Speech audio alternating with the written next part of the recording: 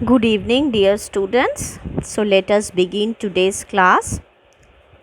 In previous lecture, I have given you a short introduction to the structural functional approach to the study of comparative politics.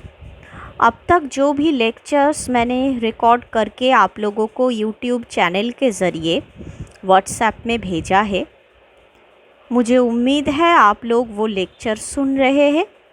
सुनने के बाद अगर आपके दिल में कोई सवाल आता है, कुछ ऐसा जगह जहाँ पर आपको क्लैरिफिकेशन या फर्दर एक्सप्लेनेशन की ज़रूरत है, ऐसी जगहों को आप ढूंढकर मार्क करके रखिए और मुझसे फ़ोन करके कॉन्फ्रेंस कॉल में आकर आप सब अपना डाउट्स क्लियर कर सकते हैं। ओके, तो स्ट्रक्चरल फंक्शनलिज्म के बारे में अब तक मैंने जो भी बताया, इन अ नटशेल अगर बहुत ही संक्षेप में मैं कहूँ तो ये अप्रोच गैब्रियल एलमंड नाम की एक मशहूर पॉलिटिकल थिंकर ने पॉलिटिकल साइंस में उपयोग किया था। उनका मकसद क्या था? डिफरेंट पॉलिटिकल सिस्टम्स के बीच कंपैरिजन करने का और उसके बाद पॉलिटिकल सिस्टम्स को एनालाइज करने के लिए उन्होंने ये अप्रोच को चुन लिया था। अब हमने ये भी बताया था कि ये अप्रोच पहले बायोलॉजिकल और मैकेनिकल साइंस में प्रयोग हुआ था, फिर वहाँ से इसको एंथ्रोपोलॉजी, फिर सोशियोलॉजी और बाद में पॉलिटिकल साइंस में अप्लाई किया गया। तो हमने एमिली डुर्कहेम के बारे में बात किए थे। द मशहूर very famous political sociologist thinker Emile Durkheim ने स्ट्रक्चरल फंक्शनलिज्म को सोशियोलॉजी में इस्तेमाल किया था और उन्होंने सोसाइटी को एक ऑर्गेनिक दृष्टिकोण से देखा था कि जहाँ पर सोसाइटी और उसके जो डिफरेंट स्ट्रक्चर्स है वो बिल्कुल ह्यूमन बॉडी के तरह काम करता है। और फिर एमिली डुर्कहेम द्वारा प्रभावित होकर रैडक्लिफ ब्राउन ने इस अप्रोच को उनके अपने थ्योरी में इस्तेमाल किया था, प्रयोग किया था। अब देखते हैं आज की नोट, आपकी जो नोट है पेज नंबर 4, आज की लेक्चर वहाँ से शुरू होगी। तो नोट के पेज नंबर 4 ओपन कीजिए। वहाँ पे देखिए रैडक्लिफ ब्राउन ने स्ट्रक्चरल फंक्शनलिज्म के बारे में जो कुछ भी सोचा था उसको समराइज़ किया था और एक व्यक्ति ने जिनका नाम था टर्नर, और उन्होंने रैडक्लिफ ब्राउन के स्ट्रक्चरल फंक्शनल अप्रोच को कुछ इस तरह से समराइज़ किया था। तो कुछ पॉइंट्स हम लोग देखेंगे। Number 1, one necessary condition for survival of a society is minimal integration of its parts।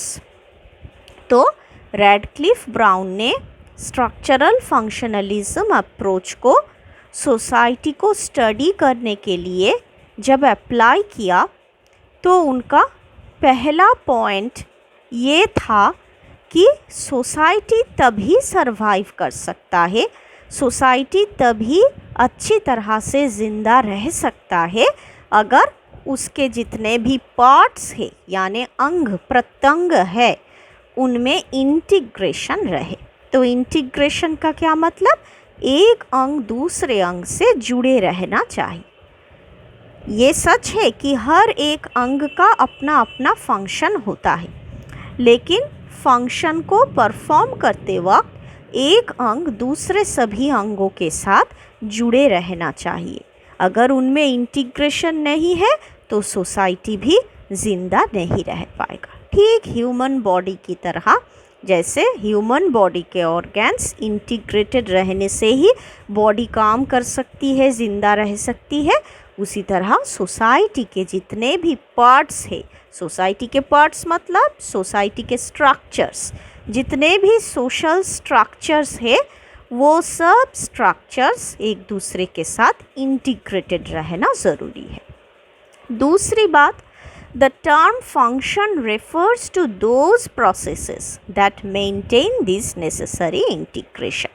तो सोसाइटी के जितने भी स्ट्रक्चर्स है उनका अपना अपना स्पेसिफिक फंक्शंस है, और ये फंक्शंस क्या होता है, हर एक स्ट्रक्चर जो फंक्शन परफॉर्म करती है उसके ज़रिए ही वो दूसरे स्ट्रक्चर्स के साथ इंटीग्रेटेड यानी जुड़े रहते हैं.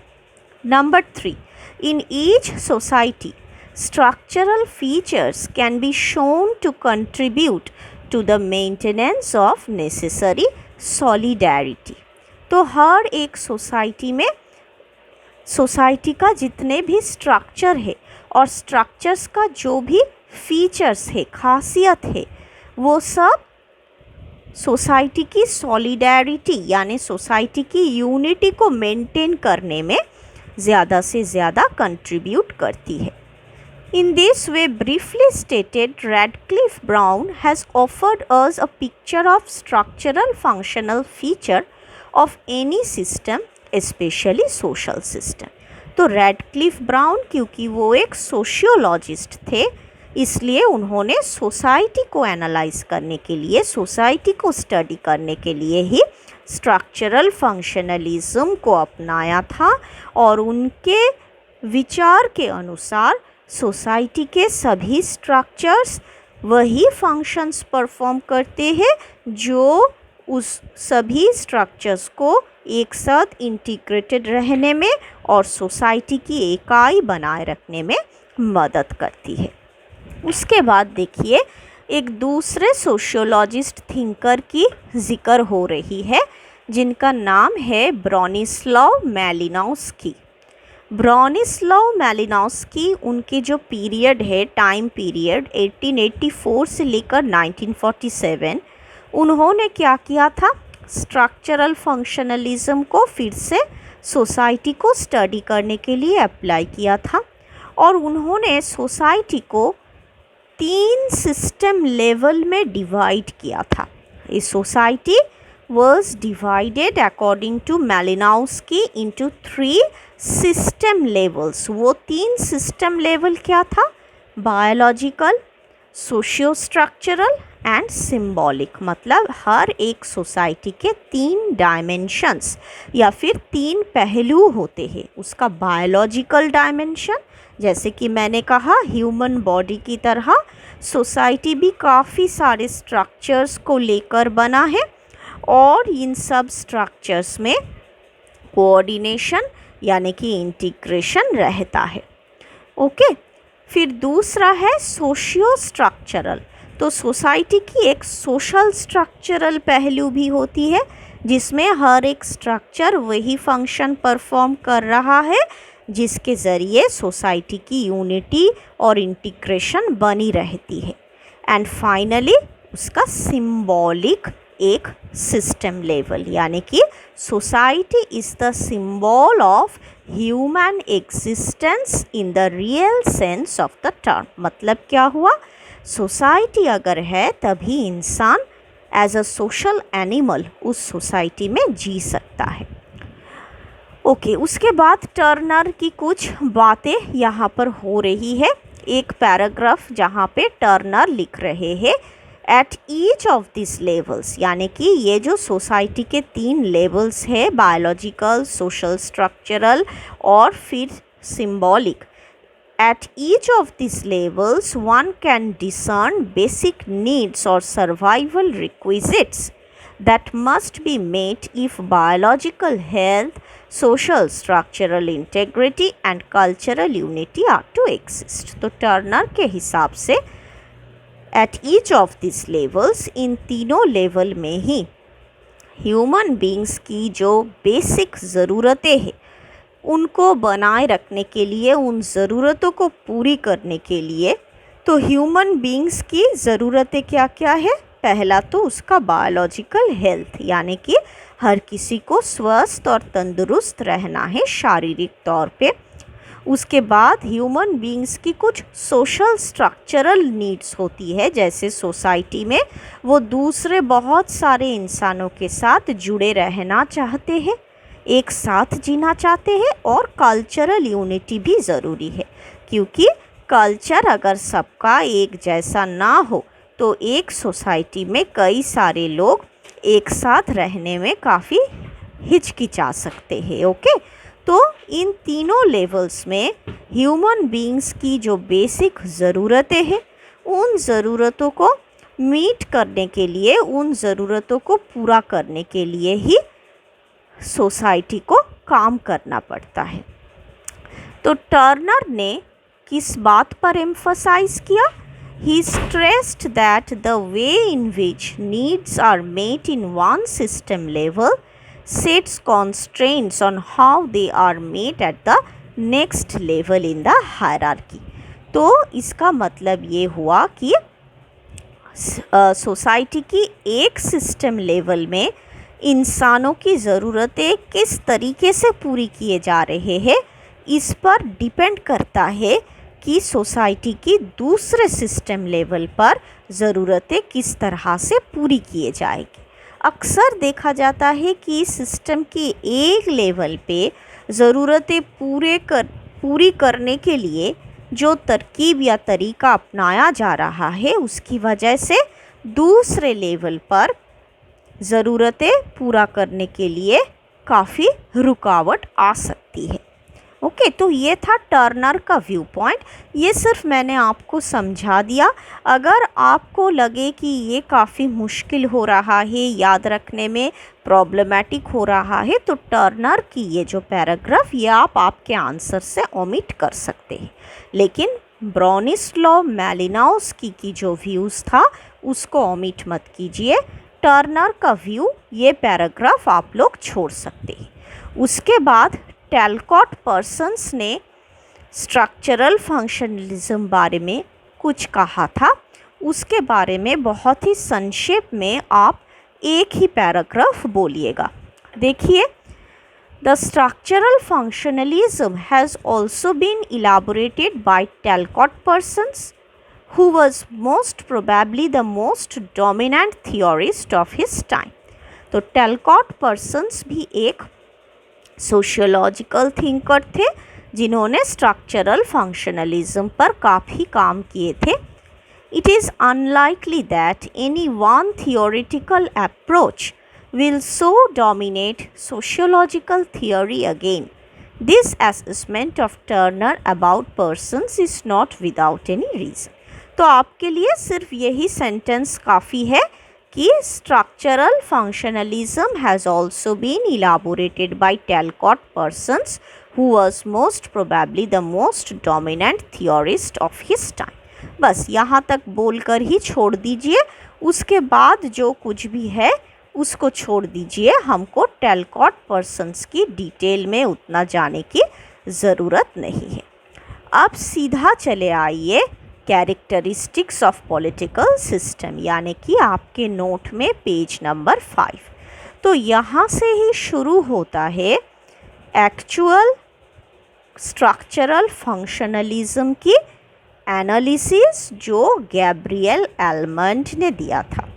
याद रखिए, अब तक आपने जो भी पॉलिटिकल या सोशियोलॉजिकल थिंकर्स के बारे में जाना, पहले आप लोगों ने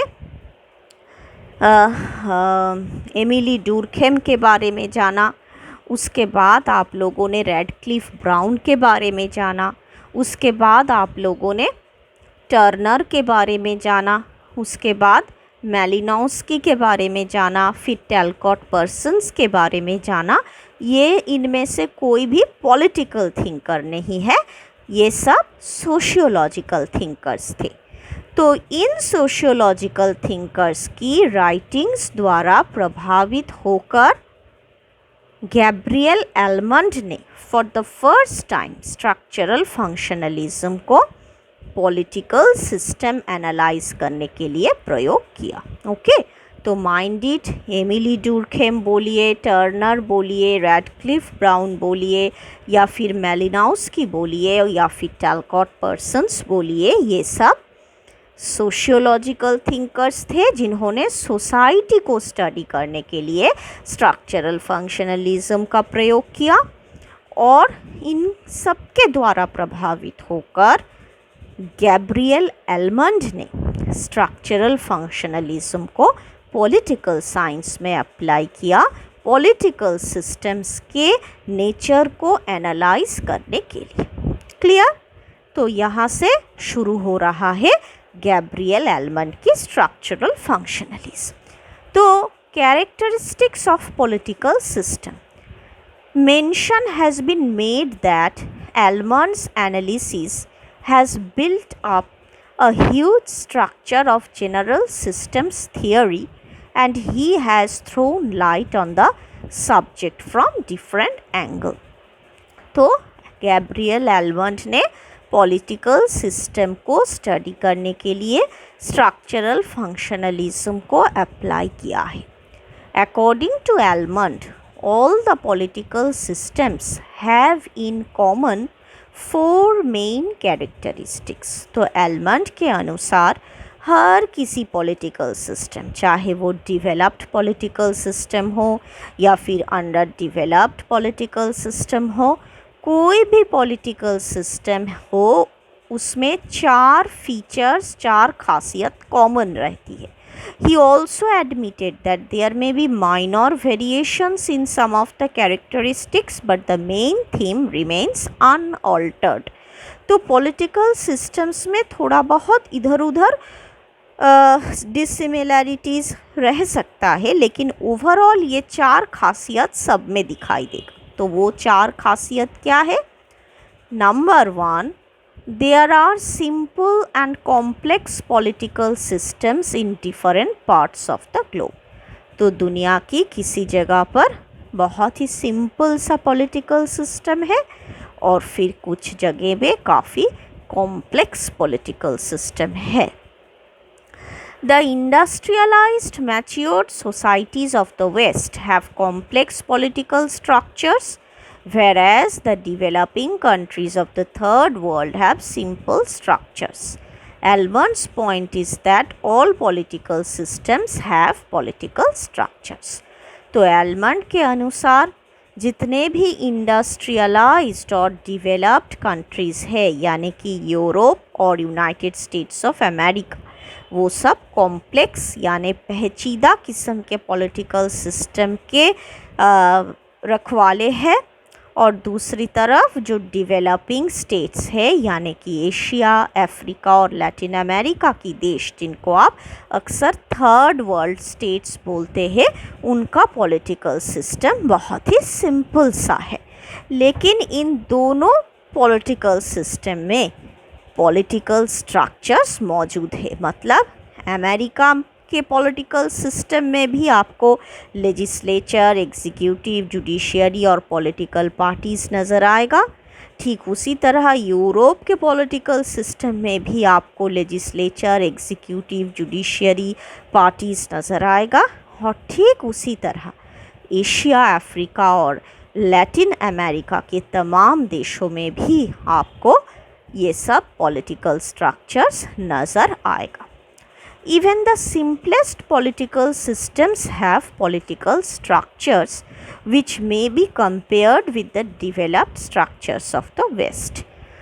तो सिंपल पॉलिटिकल सिस्टम यानी कि एशिया, अफ्रीका और लैटिन अमेरिका की पॉलिटिकल सिस्टम में जो स्ट्रक्चर्स आपको दिखाई देगा, उसको आप आसानी के साथ अमेरिका और यूरोप यानी कि डेवलप्ड देशों की कॉम्प्लेक्स पॉलिटिकल सिस्टम की पॉलिटिकल स्ट्रक्चर्स के साथ कंपेयर कर सकें।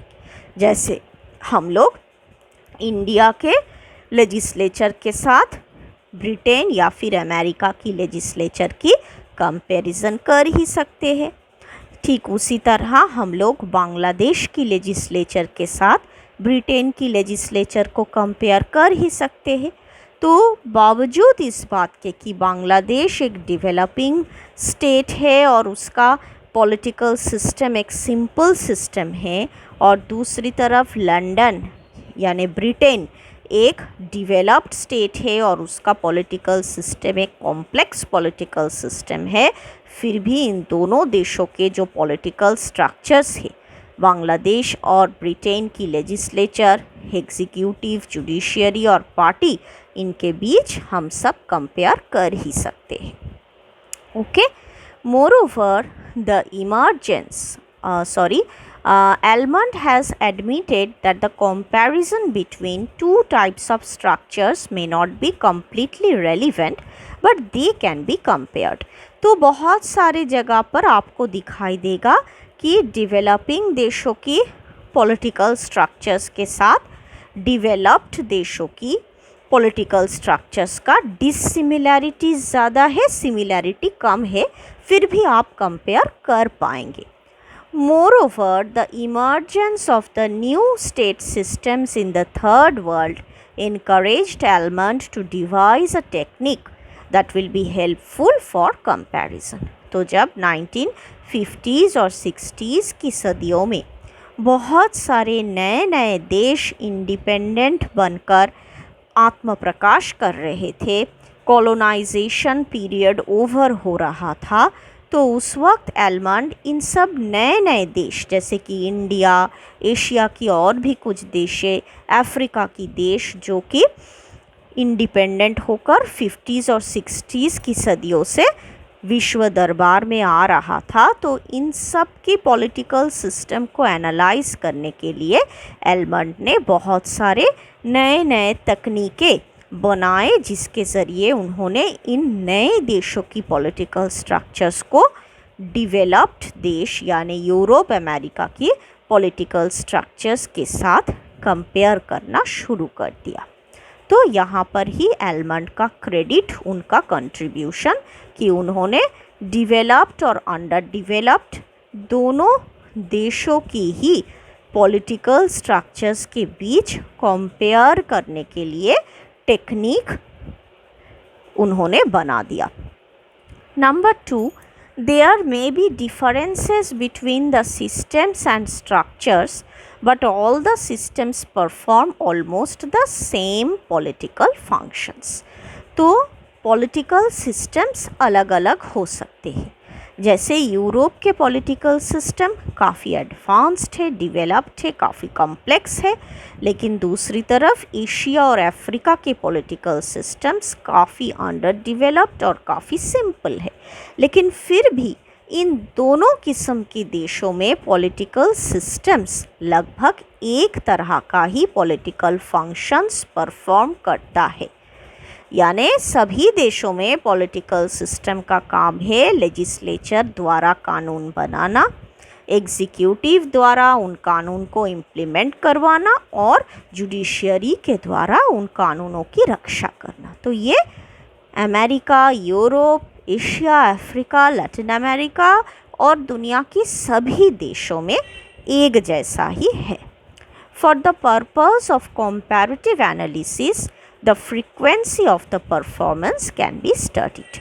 तो किस फ्रीक्वेंसी के साथ ये सब फंक्शंस परफॉर्म किया जाता है वो हमारी पढ़ने का मैटर, सब्जेक्ट मैटर है. मतलब ब्रिटेन में कितना ज़्यादा लेजिस्लेचर लॉज बनाती है, कितना प्रॉम्प्टली एग्जीक्यूटिव उन लॉज को इम्प्लीमेंट करता है, और दूसरी तरफ अफ्रीका की एक देश नाइजीरिया में फॉर एग्ज़ाम्पल लेजिस्लेचर कितनी जल्दी काम कर सकता है या फिर एग्जीक्यूटिव कितनी अच्छी तरीके से उस लॉ को इम्प्लीमेंट कर सकता है, ये डिफरेंट है, लेकिन काम सबका एक ही है.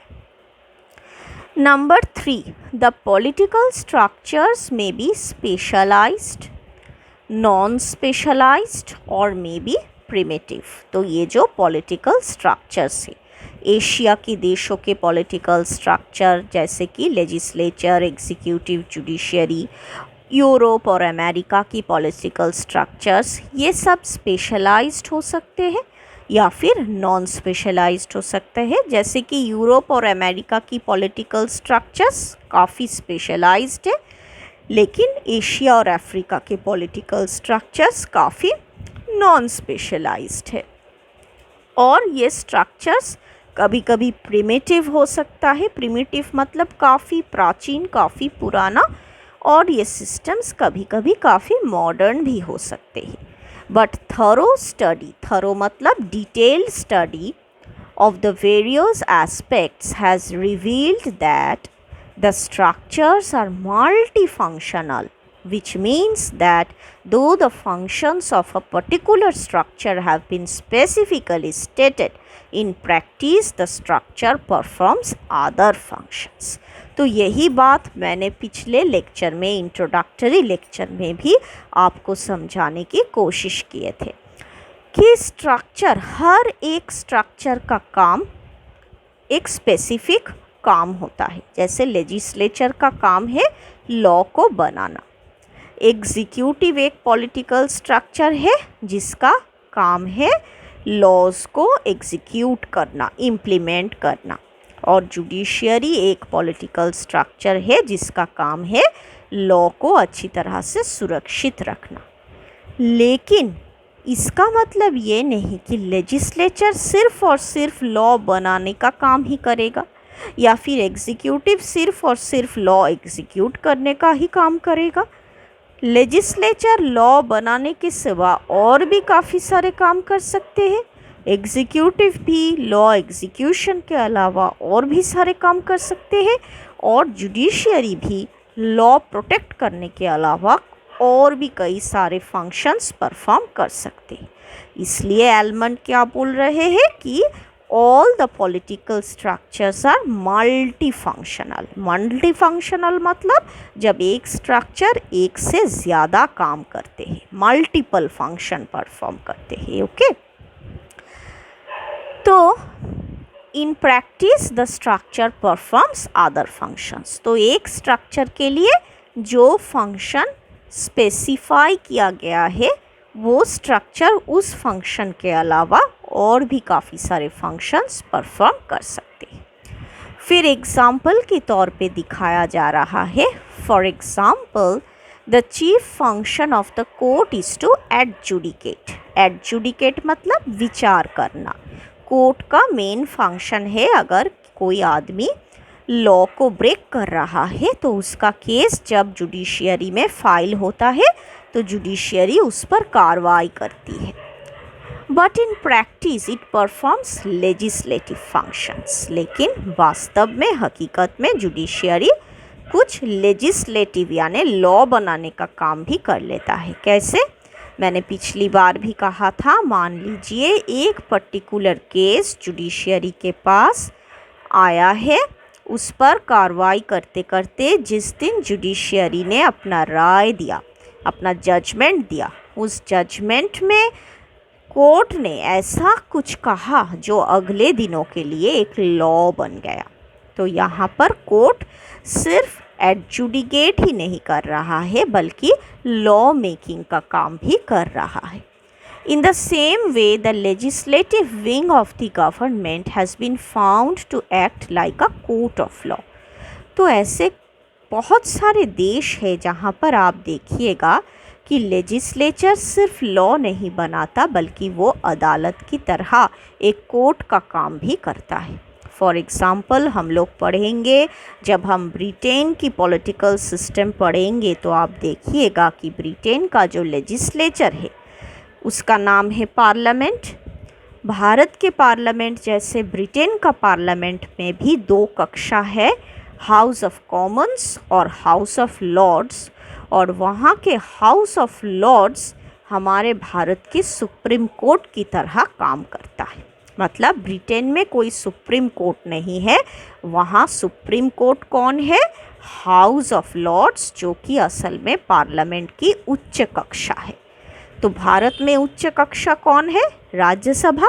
और ब्रिटेन में उच्च कक्षा है हाउस ऑफ लॉर्ड्स, जो सिर्फ ना ही लॉ बनाता है बल्कि ब्रिटेन की सुप्रीम अदालत की भी काम करती है। तो लेजिस्लेचर यहाँ पे लॉ बनाने के साथ साथ एक कोर्ट या अदालत का काम भी कर लेता है। इन लिबरल डेमोक्रेसी मतलब अमेरिका की जो डेमोक्रेसी है, ब्रिटेन की जो डेमोक्रेसी है और इंडिया की डेमोक्रेसी भी लिबरल डेमोक्रेसी है। तो ऐसी लिबरल डेमोक्रेसी में क्या होती है? The pressure groups participate in the legislative function. In both democratic and authoritarian systems, the multifunctional character of structure is found. तो लिबरल डेमोक्रेसी में तो ये देखा ही जाता है कि प्रेशर ग्रुप्स जो होता है, तो प्रेशर ग्रुप्स आप किसको बोलिएगा? जैसे कॉलेज में स्टूडेंट यूनियन एक प्रेशर ग्रुप हो सकते हैं, इंडस्ट्री में ट्रेड यूनियन एक प्रेशर ग्रुप हो सकती है। तो प्रेशर ग्रुप मतलब वो ग्रुप जो सोसाइटी की एक पर्टिकुलर सेक्शन ऑफ पीपल का इंटरेस्ट को फुलफिल करने के लिए सरकार पर दबाव डालता है। तो ऐसे प्रेशर ग्रुप्स भी लेजिस्लेटिव कामकाजों में हाथ बटा सकते हैं। और डेमोक्रेटिक सिस्टम में as well as authoritarian system में भी आपको स्ट्रक्चर का ये मल्टी फंक्शनल कैरेक्टर नज़र आएगा। मतलब एक ही स्ट्रक्चर कई सारे फंक्शंस एक साथ परफॉर्म कर सकता है।